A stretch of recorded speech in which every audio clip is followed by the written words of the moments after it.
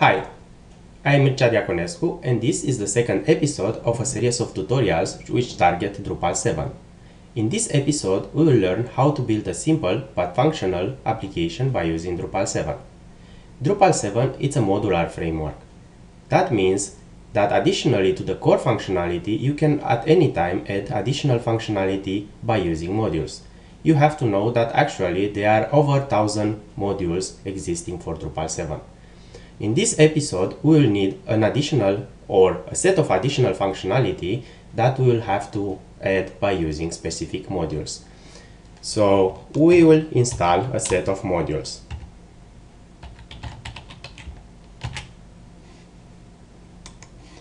Those are the modules which we'll use for our application. From these modules, a set of modules like CTools or Entity API are just dependency for other modules, while the others are really requirements for our application. We'll discuss in detail one by one all these modules as far as we have to implement or use their functionality in our application. First of all, I would like to show you how to install a module. First operation that we'll have to do is to start our XAMPP server or our Apache server, better said. As we see last time, we'll start control center application, and then we push start button from this application, and our Apache is up and running now. Second operation, we will type in HTTP and then book library.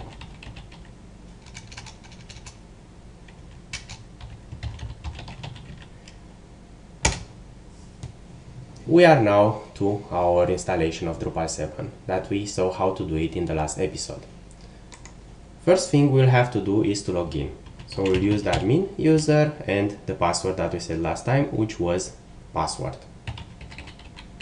I remind you that password is not really a good choice for your password. Instead, you should choose a combination of uppercase and lowercase letters, digits, and possible special symbols. We just done this for simplicity. This is why we call it password. After logging as an admin, we'll get an additional toolbar which will provide us access to different functionality of Drupal. One of these is called modules. This will allow us to manage different modules that Drupal comes with, or additional modules that we'll have to install. To install a module, we have to click on the install module button. This will provide us two options for installing a module: using an URL or using a zip archive. In fact, there is a third method that you can do for installing a module, but we'll not discuss about this in this tutorial. First of all, we have to identify our module. So let's check the list. First on our list is called module filter. I will show you an easy way to discover these modules and install it in your Drupal installation. The easiest way that you can do is type Drupal and then the name of your module. In our case, we have module filter. This is the name of our module. Yeah? The first link which we find, it's exactly the page for this module of Drupal. What you'll have to do is to click on that link, and then you'll be redirected to the page of the module. We see that there are different versions of the module in this page. We have to choose the right version for our Drupal. Because we are using Drupal 7, we will choose this version for Drupal 7. Please keep in mind that usually those modules has two sections: the recommended release and the development release. I do not advise you to download and install the development release because those can be quite unstable. In place of that, choose the right version or the current version of that module for your correct Drupal version. In our case, we will choose this one. I already downloaded this module and all the others. I just wanted to show you how you can find and get the module for your Drupal, so I will not show you this step for the rest of the module. So what you'll have to do is one by one find all the module by typing Drupal, module name, and then downloading the corresponding zip archive. So I will come back to our Drupal installation, and one by one I will install all the modules. Please notice that in our list there is an order of this module. This is because in order to have some of the module functioning, we will have to have the other module installed and activated. Using this order that I have here, we are sure that every module will correctly work and can be activated without having to get in trouble with the others. I will now come back to the Drupal installation, and one by one I will install those modules from the list. Please notice that some of the module comes with a lot of options, and these options can be activated or deactivated separately. For this tutorial, I will just activate exactly what we need for having our application up and running. So I will start with installing the first module. This is not really a module for our application, but it's a module which will help us to manage the other modules. This is called Module Filter, and this is the zip archive which I downloaded as I showed you before. What you have to do, browse to your download folder, choose the module and click install. Now we are ready, we can come back to our list.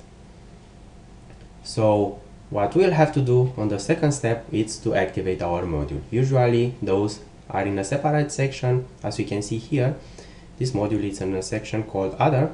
So I'll check the enable box and say save configuration. You see, this module changed the interface of the module admin page. Now, in place of looping through all this page and try to discover where our module is and find it in order to enable, now we have a small search box which will help us to easily find the modules, and an additional toolbox which will organize the modules by category. This is why we install this filter module. Otherwise, it brings no functionality for our application, or it doesn't really bring functionality for our specific application, but in general it's a very useful module. Now I'll come back to the module page and I will install the second module. This one we saw in our list was cTools. So I'll browse, choose cTools. I told you I already downloaded all these modules, and I will just install it one by one. Then click install.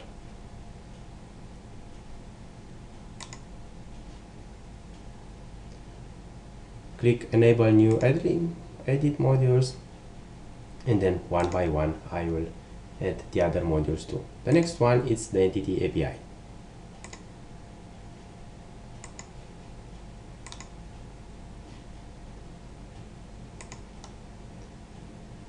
The next module in our list was Field Validation.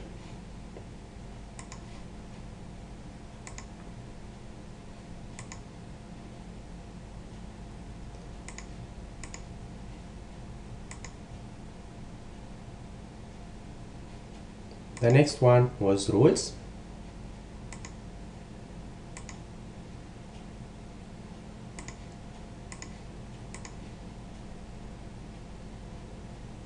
As far as we will use functionality from different modules during this tutorial, I will explain you which is the functionality and from which module it comes. The next one will be Views.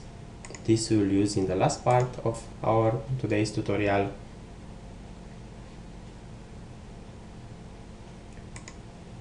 The next one is Entity Reference module.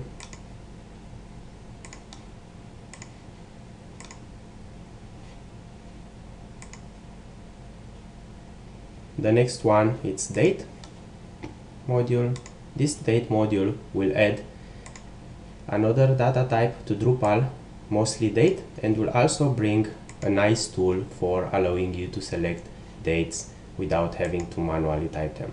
Like a calendar where you just click and you get a drop down calendar where you can select your date.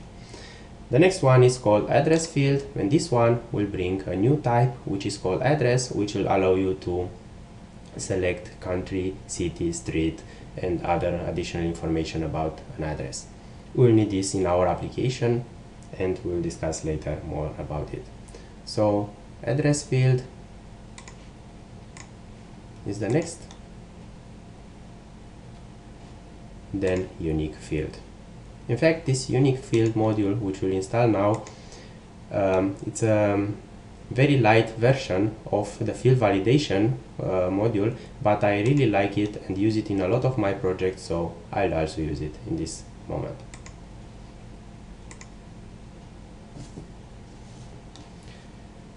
Now is the time to activate one by one our modules. First of all, we like to use our field validation.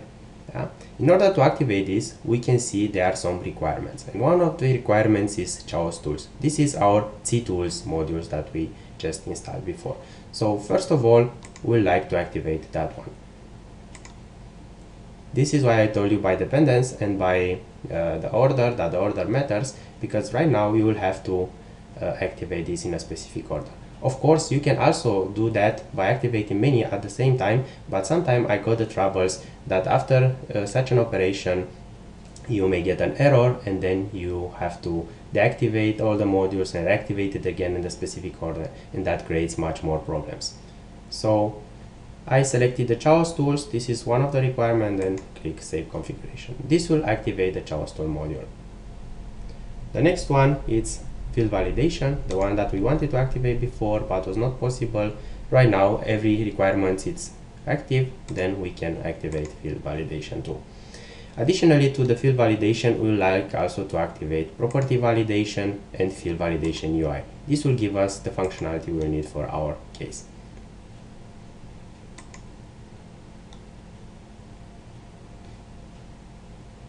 You see, right now it detected that we didn't follow all the requirements, and we need another module to be activated first.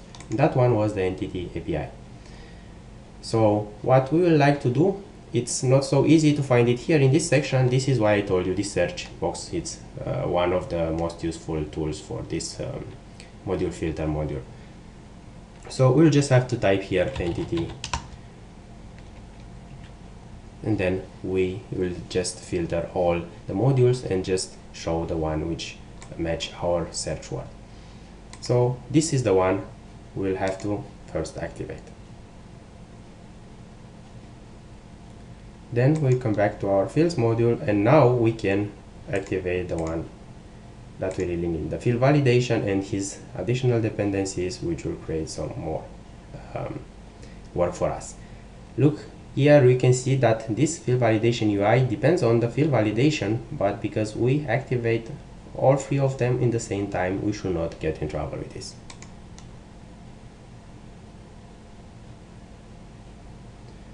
The next one we would like to activate is rules. For the rules case, we will need all three parts.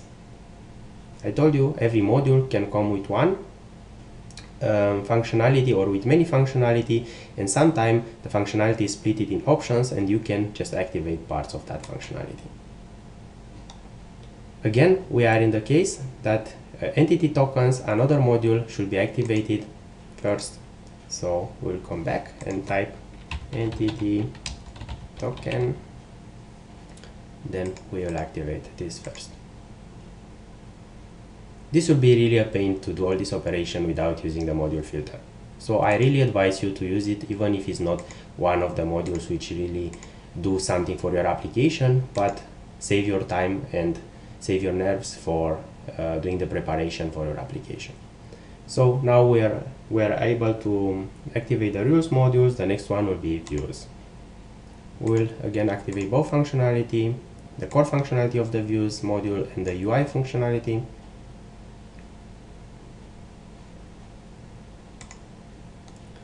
So the next one is entity reference. I don't directly see it here, so I will just entity reference here. We don't want to install this. This is just a basic example, but we will not need it in our functionality. The next one will be the date module, and we can find it here. What I would like to activate from here will be the date API.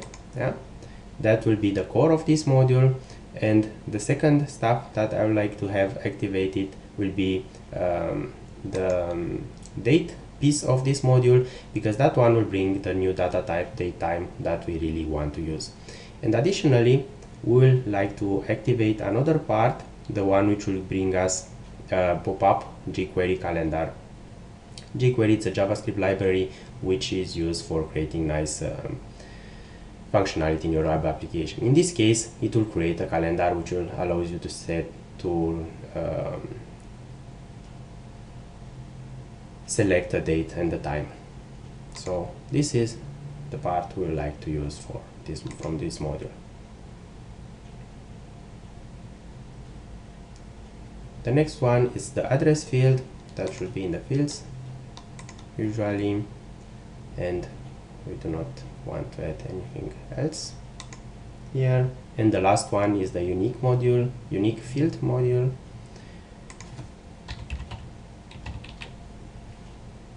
And we are done with this module installation. I would like now to come back to the description of our application that we would like to implement. I prepared a small UML diagram for better observing what we like to implement, and this application is about a book library. So we like to store information about books, about their publishers, and about persons, and this person will have the role of authors for the books. So we see here that for a book we like to store the ISBN, which we like to have as a primary key. We'll see this will not be really the primary key, but we'll discuss about this a bit later. Then we like for the book to store a title and a year, which will be the publishing year, and we have a restriction over this property that should be between 1454 and the next year. This 1454 is supposed to be the year of the first published book. This is what I found on the internet. I hope I am not wrong with this year. If I have a wrong value here, please let me know.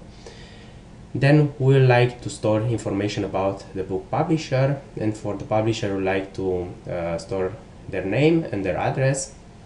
And then for the authors, which are represented as a person, we like to store an ID, which will be the primary key, and then a name, a gender, which will be an enumeration type, composed of two literals, female and male, and then date of birth and date of death. We see date of birth is a mandatory value, while the date of death is an optional one.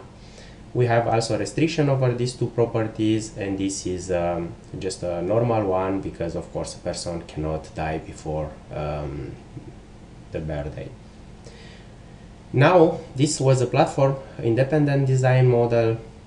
That means it's not yet bound with a specific implementation platform, but what we really like to see now is the specific model presented for Drupal 7. And this is the Drupal 7 implementation model. So in case of our book right now, we will have exactly the same information that we presented in the platform independent design model, but additionally we will just observe the particular information which change because of the Drupal 7 specific implementation parts. So in place of using ISBN as our primary key, what we would like to do is to use the NID property, which has every Drupal 7 content type. We will see that every entity we have here will be represented in Drupal 7 as a content type, and every content type from Drupal has an NID property. That is the shortcut from node ID, and that is the primary key used in Drupal 7. So we replace our primary key, which was ISBN, with this NID property. However, we still want to keep ISBN as being a key, and we want to have a unique restriction of this property. Therefore, we'll have to see how we will make it unique. The rest of the property are the same, while the last two properties, publisher and authors, single valued and multiple valued, that one is because of the association we have represented here. So in this platform independent model, we see the dependencies between the publisher, the book, and the person, which acts as an author. In the case of this relation, what we read here is that one publisher can have published many books, while a book has exactly one publisher. This star in fact means zero or many, and if we read it in this direction, we will say one publisher can publish no book, one book, or as many books as he wants, while a book reading the association in the other direction means one book have exactly one publisher, no less and no more. In the other association, we have the book and author association. In this case, reading from book to person direction, we will read one book has 0, 1 or many authors, while one person, which is one author, has 0, 1 or many books that he had authored. Coming back to the implementation model, and let's have a look at the book class. These associations are now represented by using single or multi-valued properties, and the book gets two additional properties. One is called publisher, a single valued one, and it has type publisher, and this is because of this association in the direction book to publisher. And then we have an author's multi-valued property, which contains values of type person, and this is because of the association with the person, book to person, and the direction is from book to person. In the publisher, we also want to represent the relation with the book, and this is why you have this published book property here, which is a multi-valued one. So this is this direction of the association from publisher to book, and in the person we have authored books. That is a multi-valued property which contains instances of book, and that is because of this association with direction from person to book. What we see here is this slash in front of those property, and those, that means they are derived properties. I repeat, we have this constraints here, which before were implicit because of the primary key situation, but right now, because we are using an ID as a primary key, we will need to apply this uniqueness check on some special properties. And this is the case of the name for the publisher, and in case of book for ISBN. I would like to mention that this special type of books that we represented here as called textbook, we do not have here, and this is because we want to implement that in order to keep our application as simple as possible. Additionally, what we also don't see here is this enumeration, because in Drupal we will not really have an enumeration type, but we will see how can we exactly emulate this by using special strings representing female and male. So we'll come back now in our Drupal installation, and we would like to implement this model diagram. That means we will need a book, a person, and the publisher types, this one from here, and the specific properties and their specific restrictions. First of all, each of those three entities we have here will be represented in Drupal by using content types. In order to do that, what we'll have to do is go to the structure menu, and here we'll see content types section. In order to create a new content type, you already see there are two predefined one, article and basic page. This comes with the default Drupal installation, but what we would like to do here is to create our own one. We'll start from left to right in our model diagram, and we'll start with the publisher. So the name of our content type is publisher. You can add a description here. This is not mandatory, but it's a text that you can use later to remember what exactly was this content type for, and so on. So we'll just call it here the publisher content.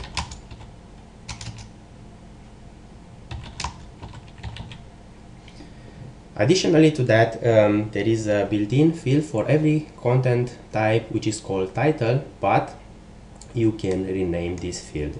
This field we would like to use for representing the publisher name, and we'll call it name. Please keep in mind that at the level of the database, the field or the column in the table will not really change, but instead only the label which will be shown in the pages where this field should be displayed, it changed from title to name. Additionally, I will do something which we like to do for all the content types we'll create, is to disable the comments. So here we have to choose closed if it's not already set, and then no other information to set. We give a name, a short description, and then change the field called title in name, and then we can save this. The next step that we would like to do is this. For this content type, we would like to add the address property that we have displayed here. As we can see here, this is an optional property. So if we have it, we'll have one value, will be single valued, but he can also miss. What we will do in the publisher type, we have an option called manage field that will allow you to add or delete field for this content type. In our case, this field will be called address. Please keep in mind that the name we type here is only the label of this field, while the real field name will be auto-generated by Drupal, and this is the one which will be used. For this address new field, we can select the type. This list of types that we see here comes with predefined type directly because of the core from Drupal, but additionally there are some types which come because of the installed modules that we've done before. So in this case, for our address, we will choose postal address type, and this is because of the module that we installed before and was called address field. Then you can choose a widget which will be displayed for this field, and in this case we have just one section, and it's called dynamic address form. So we'll click save now. Another save. You'll be just notified that after doing that you cannot change the name of the publisher address field. And now we are in the settings page of this new property. So what we see here is the label, the one that we typed when we created the field. Then we have the option to set this field as having a required value. We do not want to do that because the model diagram tells you that it's optional. Then you have a help text which can be used for displaying additional information about what these fields represents when this will be shown to the users. And then we have additional information specific for this field type, like the countries. You can select which countries be available. We'll just let all of them be available. Then you have a set of information that can be displayed for this, and in our case we just want to show the address. Additionally, you can even combine the name, like first name, last name, or single line for a name, organization, and many other stuff. We will just keep the default settings here. This is how our widgets will look like. So we'll have a country selection drop box, and you will have a few fields that you can complete for address. The number of values allowed for this is 1, because in case we have one value, we see that it should be single one. Then we click save settings, and we have our new field already prepared. The next stuff we would like to do is to create the person. What we'll do, we'll go structure and then content types, and then add content type. Our new content type will be called person, and short description.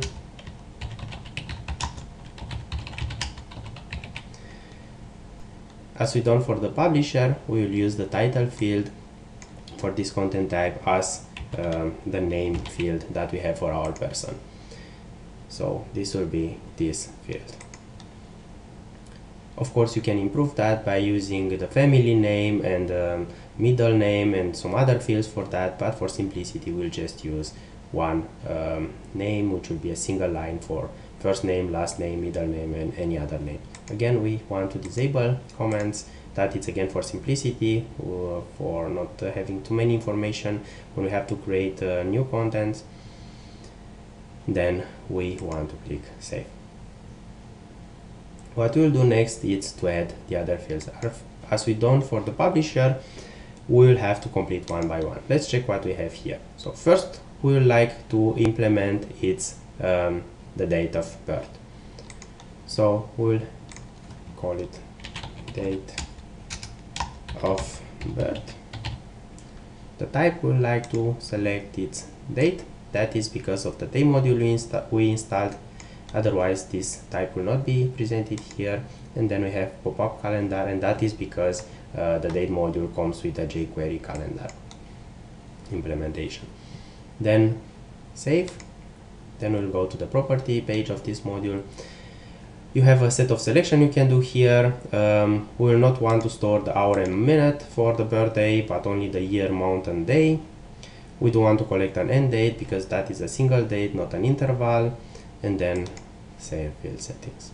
The next one we would like to do, it's let's observe here the birthday has exactly one value, so we want to mark this as a required field. Additionally to that, we can specify some information here, and that allows us to specify the interval which will be shown in the calendar that will be displayed for choosing the date. So what we would like to say here is that we would like to start our calendar with let's say 1900, yeah, and then the person which published the book is birth at 1900 and until, let's say, this year. Yeah, of course that will make a kid to be a publisher author, but let's suppose this is also possible. We do not choose a default value, and for the birthday we have one value exactly, and that is a required value. What we have here, nothing interesting, and then we can click save. The new field we would like to add is the date of death. Date of death. You see the machine name or the name that will be used for the database is file field underscore date underscore of underscore death. Again, we will use date as a type, and then you'll use pop-up calendar as a widget, and then we click save. Again, we don't want to collect the hour and minute when the person died. Then next. This is not anymore a required type or value, and then we do not check this box. Additionally to that, we would like also to set an interval for this. Let's say again is like 1900 and then up to hour days. This will set the last possibility to choose from the calendar to be the current time. Of course, a person cannot die in the future, so that makes really sense. Number of values, 1, in case that there is a value, because this is not a required field, and we are done with this. Next step, let's create our book content type. Structure, content types, and add content type, and we'll have one called book.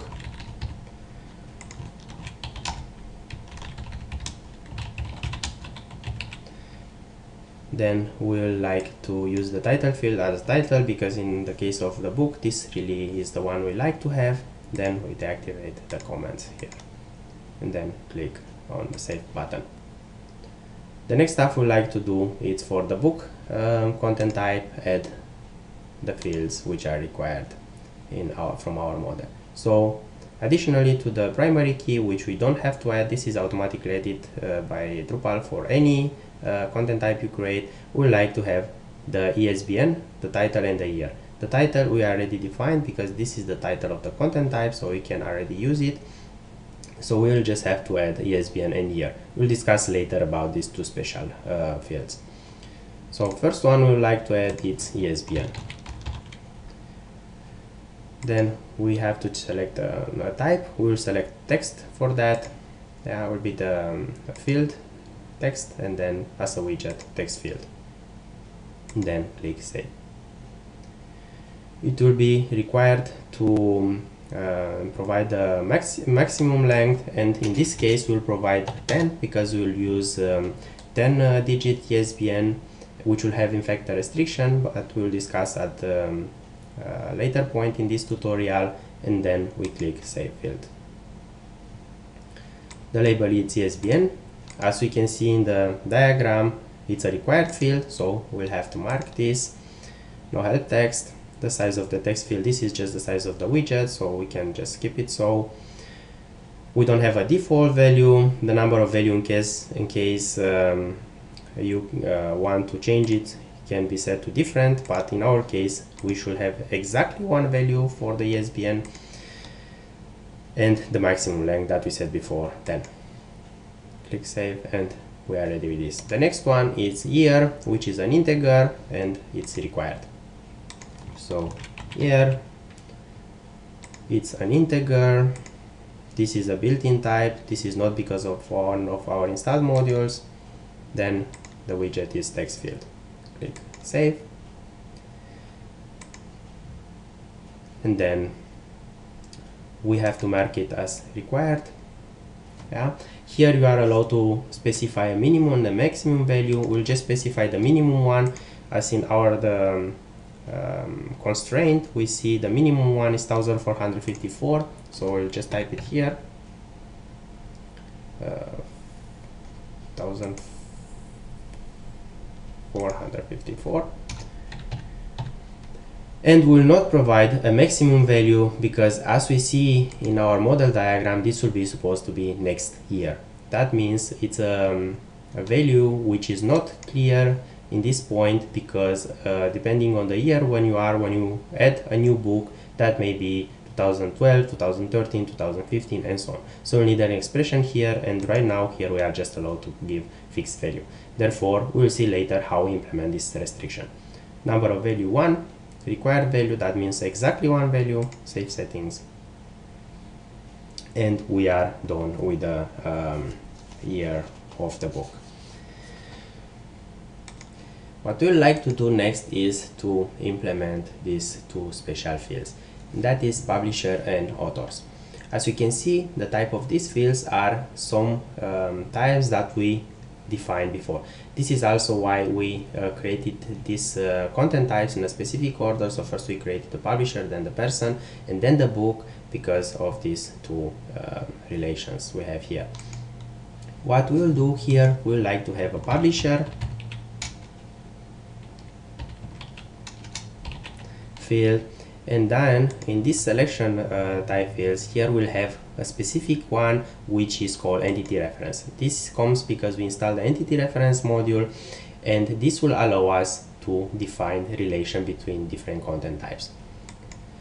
So what we'll like to select as a widget, we'll check select list. That will be a list from where we can click and select our publisher when we create a new book, and then we say save. Go to the configuration page. The target type will be node.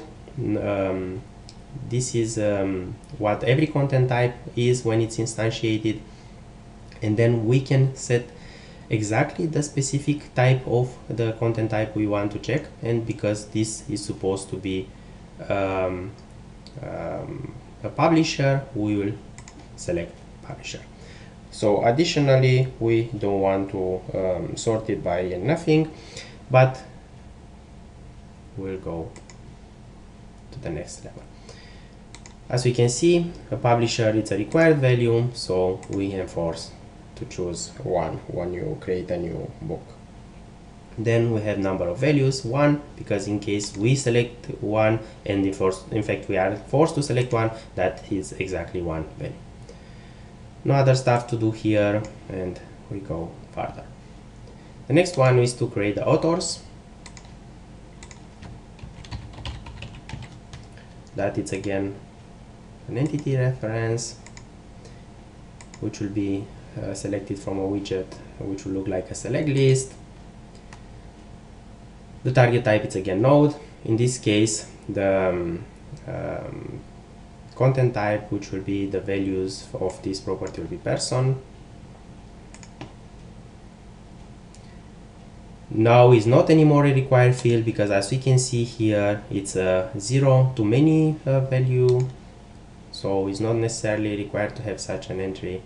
But in the case of number of values, we are now able to select unlimited. This unlimited will mean no value can be selected, or is not mandatory to select a value. You can select one value or as many values as you want from the select list. And nothing else to set here, so we just click save and we are ready with this. Coming back to the diagram, we see that we have to do exactly the same for the publisher and the person. So we'll come back in the structure, the content types, and then for the publisher we have manage field, and the publisher will have a published book field.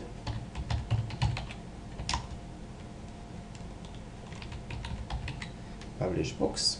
The type is entity reference, select list, and then a publisher has as published book instances of the content type called book. Target type is note again. A publisher is not mandatory forced to have a published book, so is not required to have a value for this. And then the number of value can be unlimited because one publisher can publish as many books as he wants. Then save settings.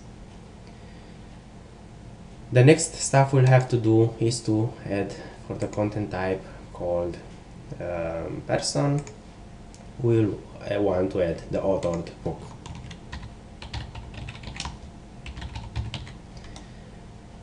Then entity reference, select list as a widget, save, target type node. In this case we have a book as a type of the values of this property.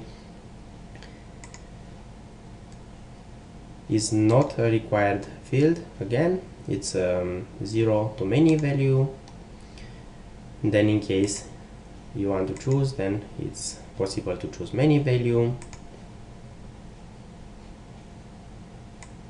and then we are done with this.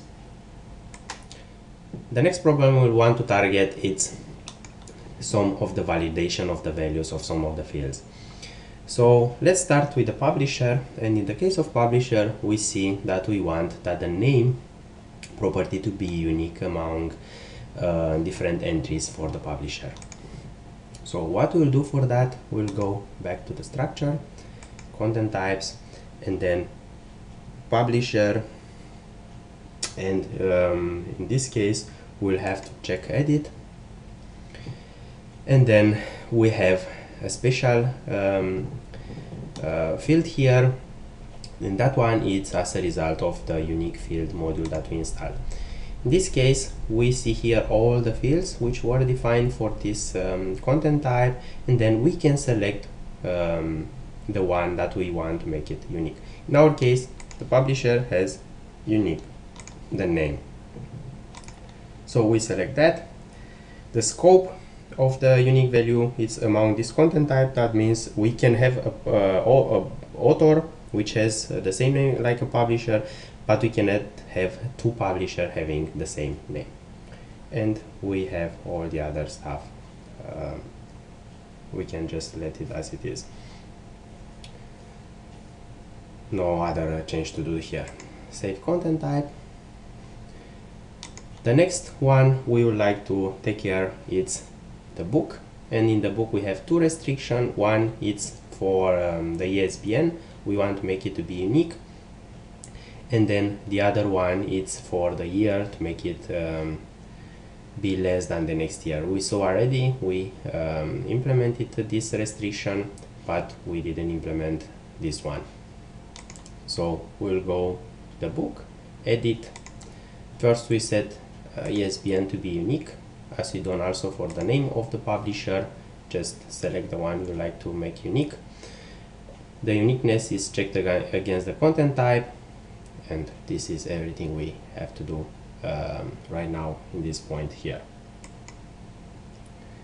So what we would like to do for the book, we would like to implement this restriction we have set here. We'll go to book, manage fields, and the restriction apply to this field, so we'll click edit, and then we have a tab here called validation, and this is because of the field validation module that we installed before, and this will allow us to specify different type of validation over a value that will be set for this field. There are quite many here that you can check. Some of them Not interesting for us, but in case you need, they are quite a set of possible restrictions you can apply here. What we would like to do in our case is to use PHP code, because we would like to check against the current date, and that we can easily extract via PHP code. I would like to tell you that this will be the only point where we'll use some code, or we'll have to program something. All the other stuff we'll do for this application we'll just do via the interface of Drupal. So we'll add a rule which will be called, in our case, check year. That is a name of the rule. You can just give whatever you want. The column which want to be validated will be the value, yeah, and that it's the value of the property which will be validated. And in the case of the code, we'll have to write here. Here we can purely write PHP code. So what we will type will be an if condition. We'll like to check if the year is less or equal than the next year. And then we can access this specific value that we want to validate by using the construct this value. This is because we choose the column value. And then what we like to do is to say it's less or equal than int val of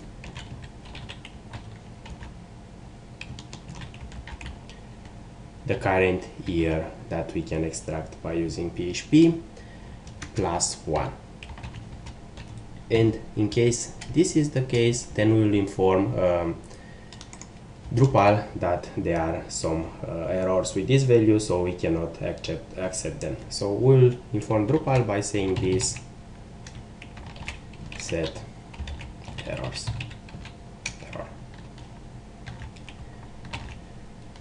So that is the check we do. Here we just use PHP to extract the current year. We'll not go in details about this, but this is how you can extract the current year in PHP. Then we convert this to int value, then we add 1, so we get the next year, and then we compare it against the current value of the property that we want to check. And here you will be allowed to say the error message which will be displayed in case that this validation discover that the property value is not the correct one. So we'll just want to say the accepted values for year are in the range of 1454 and next year, and should be integer. And then we are done with that. So we have a check here rule now, which will be applied for every new value you'll try to insert for the year property of the book content type. The next check that we like to do is the uniqueness of the ISBN. We already done that. I'm sorry. So we'll still want to do one for ISBN, but that check will be that we have a correct ISBN value. So we'll not only want to have a value for the ISBN, and we want that that value be unique among all the ISBNs of all the books, but we also want to specify a format for this ISBN. What we would like to do in this case, we'll come back to the book content type. Yeah. Sorry.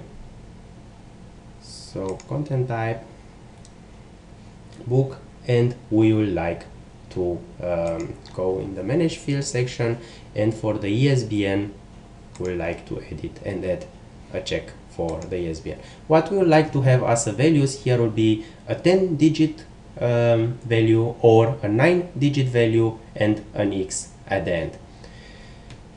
We'll do that as we done it also for the year check, but in this case we will use another type of a restriction we would like to apply here, and that one will be a regular expression check. So we have different ways to do that, but we'll look up for a specific one, and that will be, let's see, regular expression. Okay, so seems that the one which I am looking for, it's a Perl compatible regular expression, is not here. That means we forgot to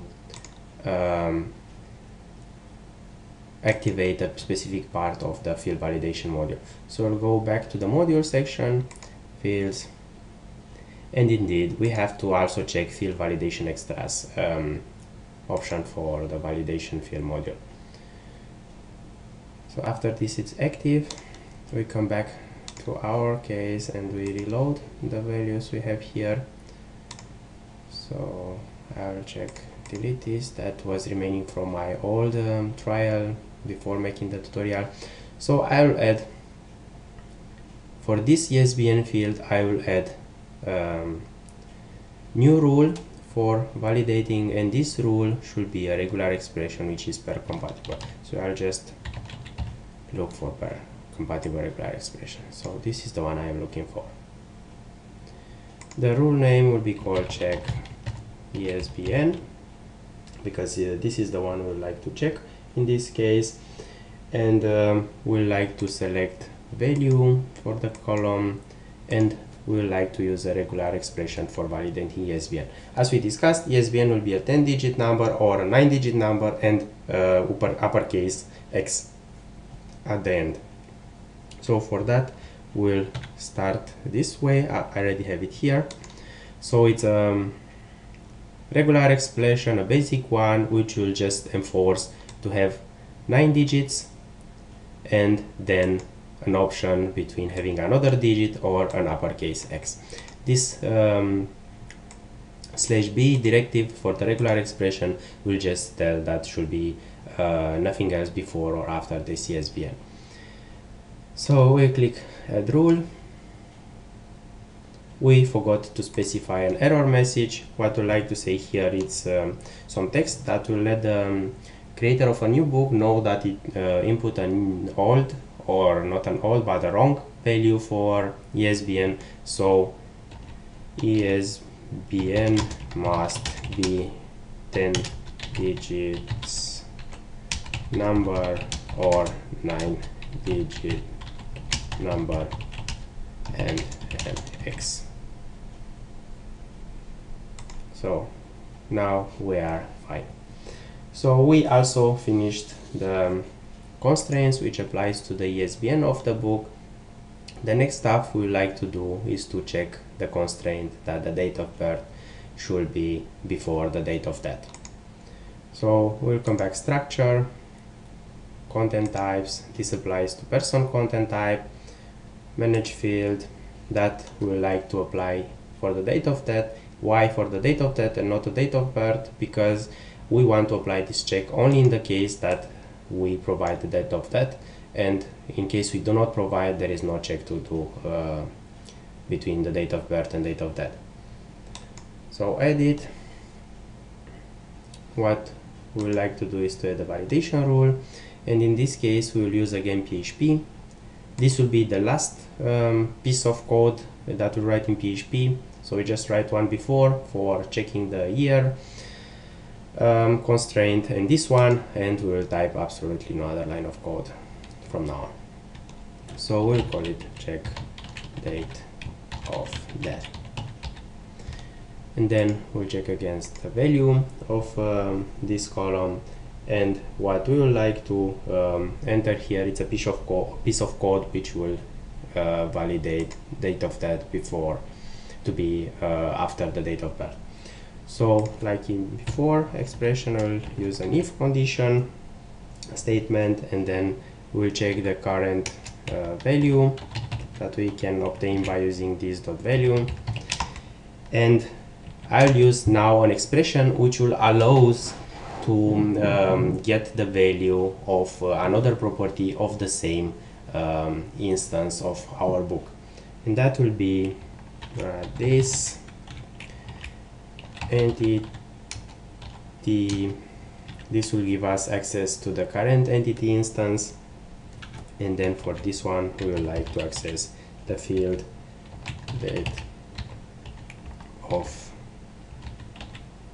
birth. This is the machine field name. We just enter their date of birth, but the machine name equivalent it's field underscore date underscore of underscore birth underscore.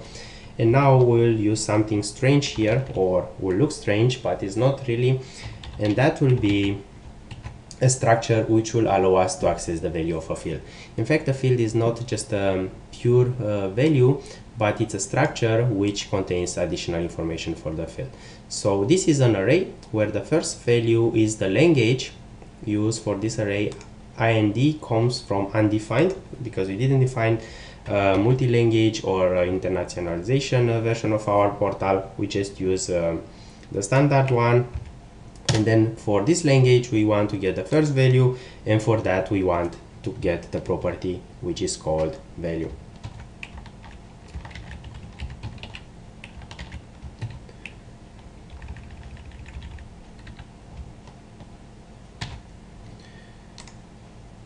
So we want to be sure that our date of birth is greater than the date of death.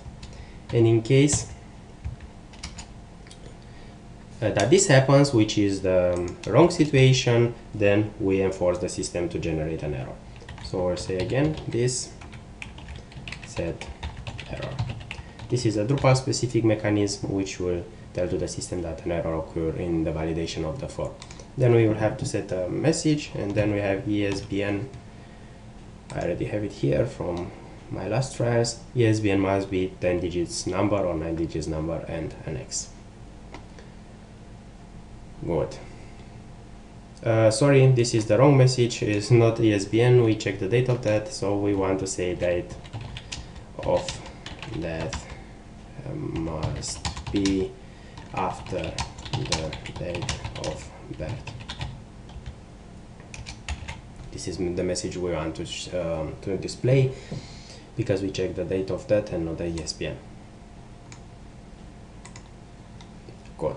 So we are now done also with the integrity check of this date of death. The next step we'd like to do is to create some books, some persons and some publisher, and to see what's the status of our application up to now. For that we'll click the content menu button, and we are in a new page where you have the possibility to add new content. Click add content, and then you have the possibility to choose what content type you like to select. First of all, let's create some publishers. I will create for the beginning 2 publishers. Let's call Springer, which is I will not want to add a description for it, which is from United States. I hope I am right. I think so. And then you see, as far as you are selected a country, you get additional information. That is a nice feature which comes with the address module. In our model, we just described the address is a simple string, but that it's an improvement that we decided to do for showing you how to manage real addresses. And then in this case, I think it's New York, the one we want to select for the Springer, the address of the Springer. We don't want to provide additional information like the street or the zip code or whatever, and we don't want to provide also a menu link. This is a topic that we will want to discuss in another tutorial. So we will just click save, and now we have a new entry of type Springer, of type publisher, which is Springer. We want to add a new content, and we want to add a second publisher, and then we will call it let's check, first of all, let's check our integrity constraint, which say that the unique of the name of the publisher should be unique. So let's try to add another one which has Springer as value. Let's see what's happened. We don't set other values yet for the rest of the fields, but just this one. And as you see, we'll get our error saying that the name fields requires a unique value for this. So our integrity constraint over the name field of the publisher is working. So let's add another one. address, it's again from United States and also from New York, and no published book yet. You see here we'll be able later to select the published book, but because there is no entry of type book yet, there is nothing to select here. Click save, and we created our Appress editor. One thing we like to see is all these publishers. So you click to the home, and then you'll go to the main page where all the entries of all the content types will be displayed. Next step, we like to create a few authors or a few person entries. So we'll click on the person, and we want to create a set of authors, because we like to create also a set of books and combine these authors. And let's create, let's say, 4 entries. I will call first one John Smith. This is a common name in USA, and we want to select. One thing that we forgot here, if we look on the diagram on the person, we forgot to add the gender. Yeah, this is also missing here. This is why we also forgot, but we have it in the PIM design model, and we would like to have. So before creating any person, we'll come back to the structure and we'll add our gender property. So manage fields, we'll add a field called gender. The type we'll choose will be a list of texts, because we'll have enumeration of value, and that is the option you would like to use. Then this will be presented as a select list, then click save. This tutorial is mostly made live. That means sometime we discover problems, so we have to fix it immediately, or we miss something and then we have to fix again. So this will be also interesting for you, the observer of this tutorial. So now we are allowed to enter the values which will be possible for our gender property. So we see from the diagram that the allowed values are female and male. We'll use female and male. As many values as you like you can add here, but every value has to be on its own line. Then this is a required field, because this is what the diagram said. It should be exactly one value, and then no default value, you have to set one. The number of values, it's 1. We just want to be male or female. You can see here it's displayed now also using the key value format, so you can use a specific key if you like, and this is the key which will be associated with your select Dropbox from HTML form, but we want to change nothing here. We just keep the default for simplicity. Now let's come back to our person and create some content of type person. So I will create a few entries. One is John Smith.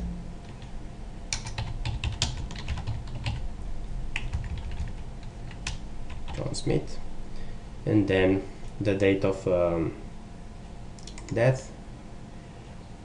Let's say it's still alive, but was born on some many years ago, like 1950, on 12th of July. No date of death, so we'll just empty that, and we see now the new gender property here, and we can select male or female. We will set male. John Smith, it's a masculine name, so save.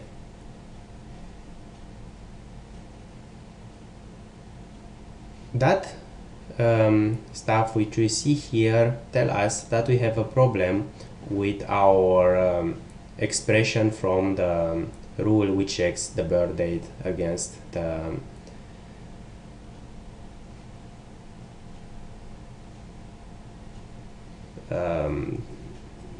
date of death. So we'll have to see what is the problem. Let's check the rule. we'll go to structure, we'll go to content types, and then we'll go to person, manage fields, and then we'll like to observe the rule which we added for date of death in the validation.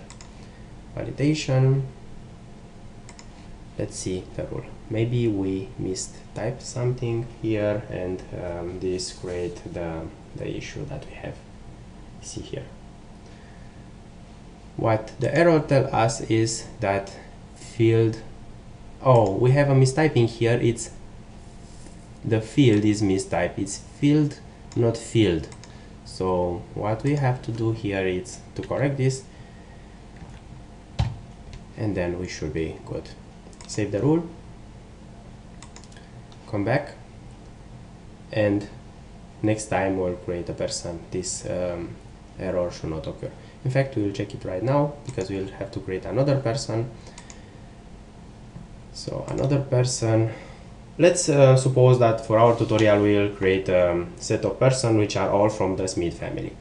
So let's call the second one Bill Smith. This was born in after his brother, so somewhere in 66, and sorry, we should use the calendar for selecting also a day. So 8th of July 66, and was dead in 2007. It's already dead. And then select a value, is still a male.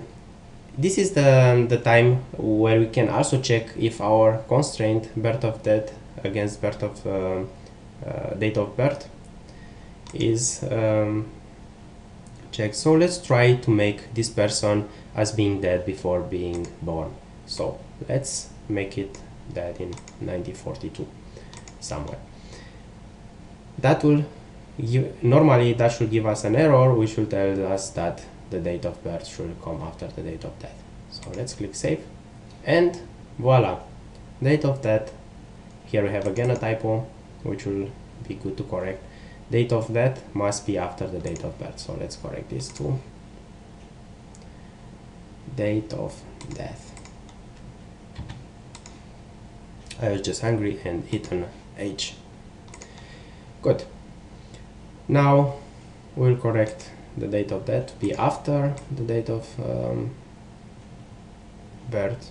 That means somewhere in 2000 maybe, and now we should be able to create a person.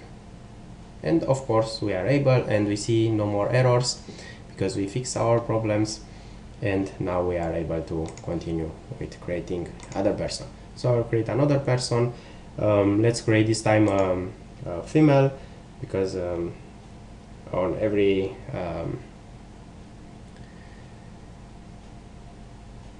case we should have also female.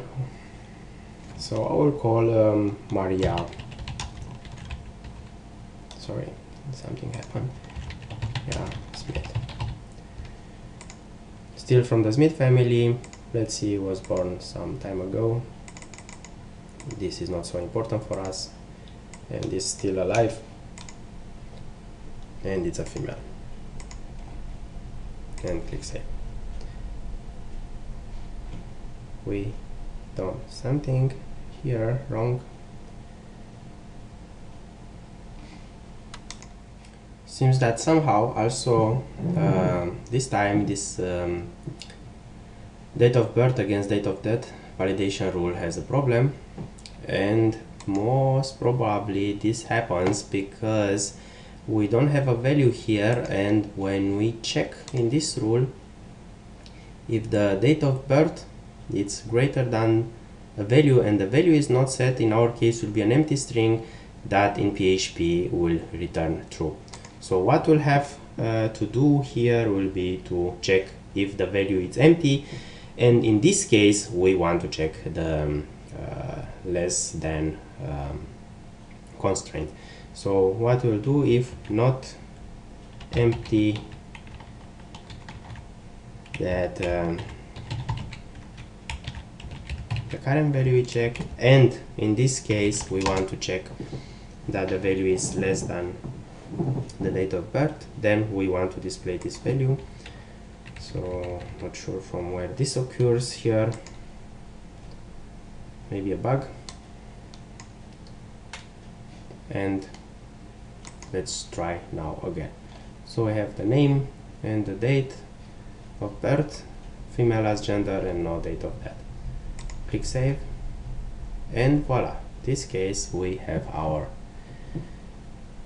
constraint working. So let's make another person. Let's say that this is the last one. Let's make it female, call it Ellie Smith, all from the Smith family. Then some date of birth somewhere in time, back like in 61, 13 July, and that was dead a few years ago. It's female, and then save. Now let's create a few books entries. First of all, let's create a book about Drupal, because we are learning Drupal here. Learn Drupal 7, no description, ESBN 1234567 8.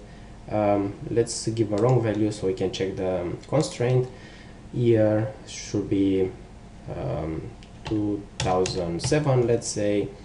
We can now see the already filled values of the publisher and author fields, so we just have to choose one. We do not have to manually enter, but just choose from this list. For the publisher, because we have to choose one value, a Dropbox is presented. Let's say we choose Springer, while for the authors we can choose one, no value, one or many values. So let's say we choose first and the last as being publishers of this book. And now we should get a complaint about the ISBN. The ISBN must be a digit number, so let's enter a correct value, 90, that should be a correct one. And we have a problem with our check against the next year value, so we should see what this problem from where this problem comes. Let's see. So we'll come back to our validation rule of the year. Let's see what's the problem here. Okay, this is not the year validation, this is the date of death. We have to find the year one.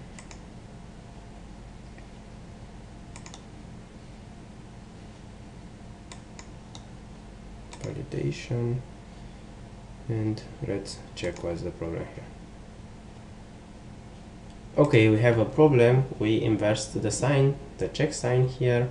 So what we'd like to check if is our year it's bigger, so it's outside the interval and not inside the interval. So okay, here we are,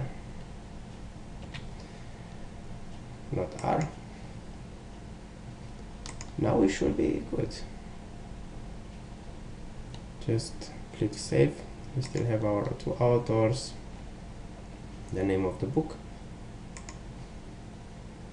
Okay, and everything seems fine, and we see in the content we can see the ISBN, the year, the publisher, and the selected authors. Let's create a few more books. Add content. Let's say this time we create a book about another technology we in general use in Drupal, that will be PHP. And then ISBN 123456789 and X. Let's check the other version, 2001, and is published by Appress, and publisher are the other two persons which we created. Let's create another one, another book. This time we learn JavaScript. which by the way it's another technology involved in Drupal via jQuery libraries and or other libraries. Then it's also good for us to learn it.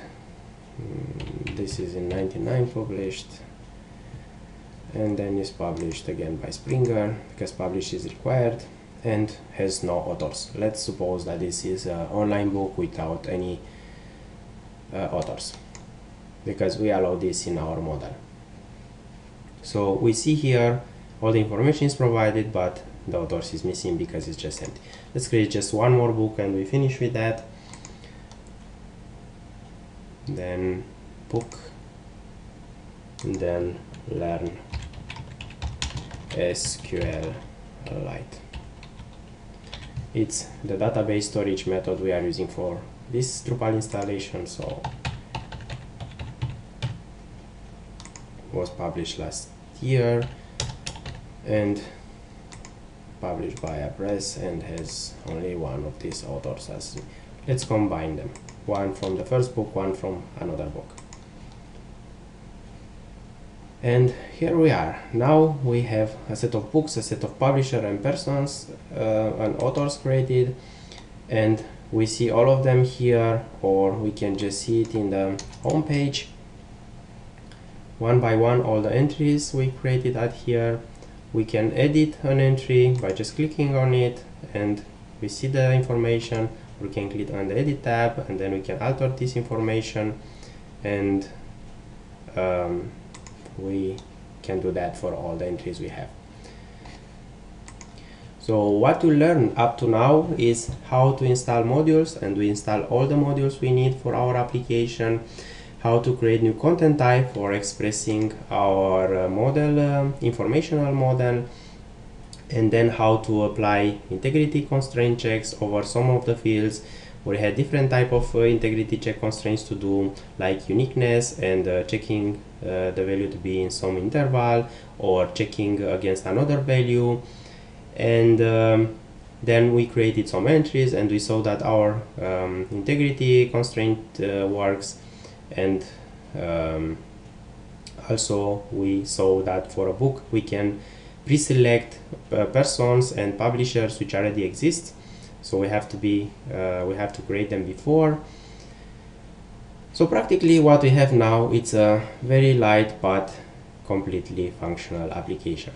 What we didn't implement yet is the derived property representation. We add them for the publisher and person content type, but if we will go now in the Springer publisher, we don't see here any information about any published books, while in our UML model we know that the publisher should know his published books.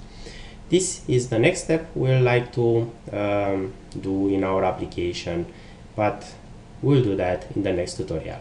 So the next tutorial will be about implementing the published books reverse association and the person reverse association to book, and additionally to that we would like to maintain this association automatically. That means in general, if we delete a publisher, we will remain with books which have no publisher. That will be in our case bad situation, because we presume we have all the information required for the book. That means also its publisher. The same happens with authors. If we delete a person which already published some books, we remain with books which miss the information about that author because the author was deleted. And that all this processing of automatical deletion maintenance, and also in case of updates, we will like to do in an automatical way. So that is what we would like to do in the next tutorial or in the next episode of this tutorial series. And additionally to this, we would like to better organize our view in order to not see all of them and now try to figure out which is the book, which is the person. And we would like to add here some menus which will have one menu which will be see books, another menu see editors, and another one see authors. Then we'll just see the information for the respective category. This we'll implement in the next tutorial, but until then, I wish you a nice day. Ciao!